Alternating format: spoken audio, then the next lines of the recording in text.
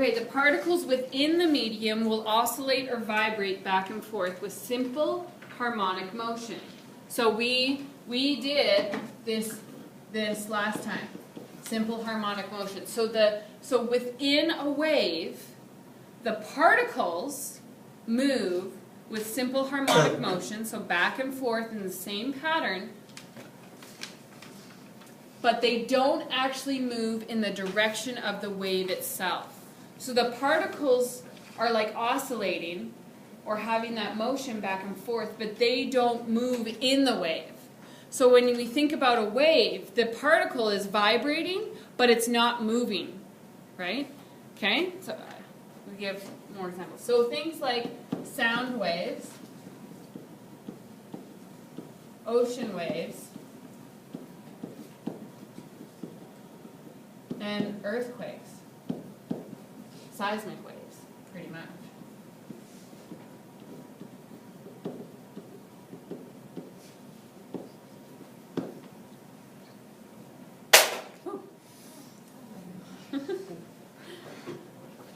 Energy can be transferred by matter when two objects collide with one another. However, this method of transferring energy involves matter and energy being transferred.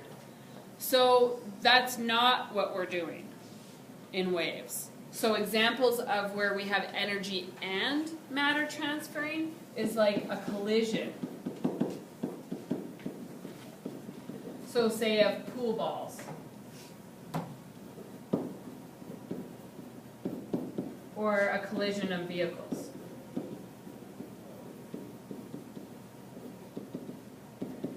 So there's matter is moving and energy is transferred. But with a wave, the matter's not moving, but energy is transferred. So this is what we're doing in this chapter. So there's certain definitions that we need to look at when we're doing waves.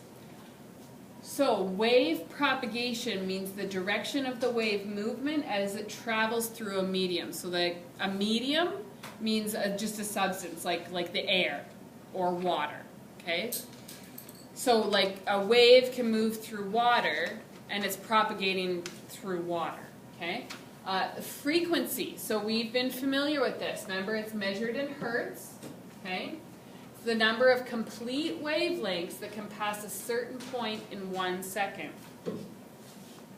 So frequency is wavelengths, which is represented with the symbol lambda over time.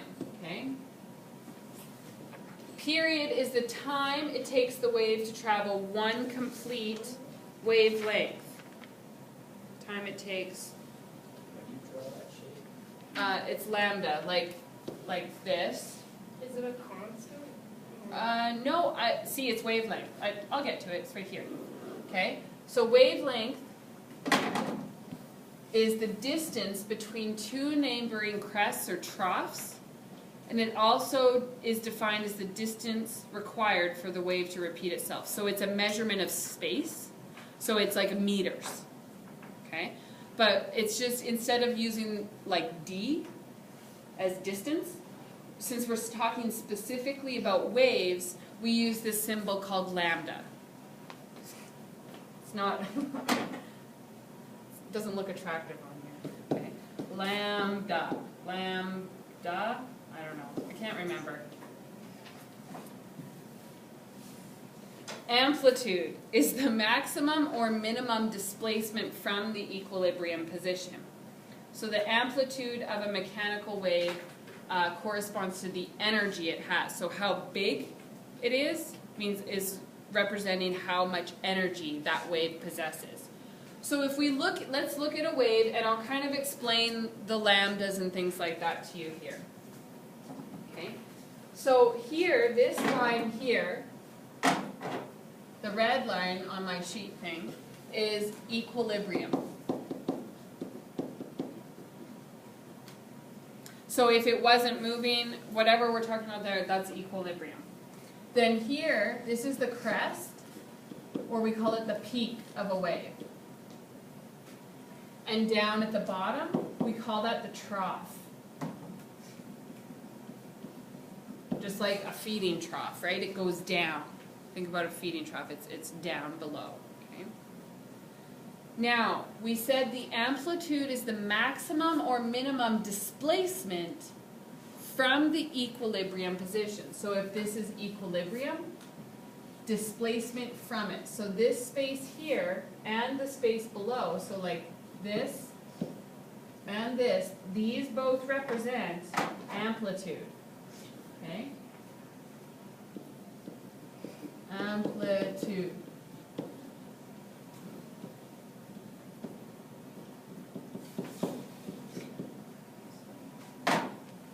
Okay, then lambda, or wavelength, says the distance between two neighboring crests or troughs. Okay, so the distance between two neighboring crests or troughs. So here's a crest and here's a crest. So this is one wavelength.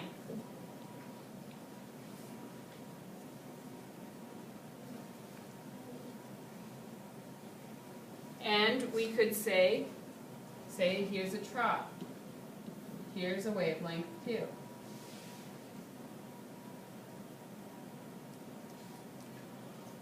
Or it's also defined as the distance required for the wave to repeat itself.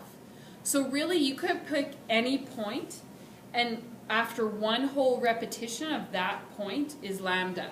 So let's say we started right here. Well, the wave went down, it went up, and it went back down. So between here and here, we could also say this is lambda. Okay? It's either the distance between crest and crest, trough and trough, or just any point, and the exact repetition to that point. So it's all about the repetition, right? Because that's consistent here. Here's a point, we go down and up, and here's the exact same point. Repetition, okay? Oh, and we would also have direction. So like, let's say this wave is going, and it's going, like, say, toward the beach. Say the beach is this way.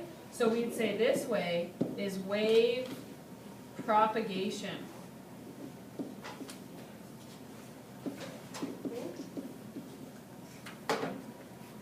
And you'd be kind of given information about wave propagation, but it helps you to understand, okay, what's actually happening in this wave, which way is it propagating through.